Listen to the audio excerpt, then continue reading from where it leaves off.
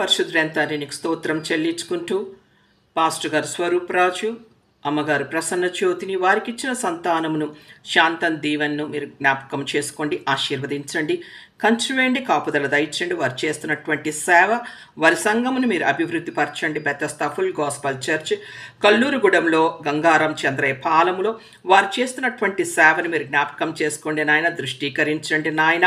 ఆయా గ్రామాల్లో వారు చేస్తున్న సువార్త పని నాయన మీరు ఆశీర్వదించండి.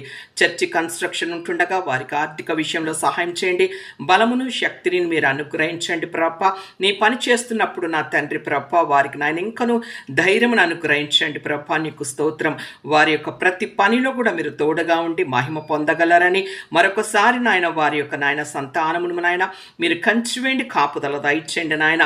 కుటుంబం అంతా నీ సేవలో భారంగా ఉంటుండగా వారిని మీరు జ్ఞాపకం చేసుకుని వారిని ఆశీర్వదించండి. సంఘ బిడ్డలను ఆశీర్వదించండి. సంఘ విస్తరణ నాయన కలుగుటకును కార్యం చేసి వారికి అవసరాలన్నీ కూడా తీర్చగలరని నీకే వందనాలు, స్తుతులు, స్తోత్రాలు చెల్లించుకుంటూ యేసయ్య పరిశుద్ధ నామంలో అడిగి వేడుకొని పొందుకొని ఉన్నాము తండ్రి.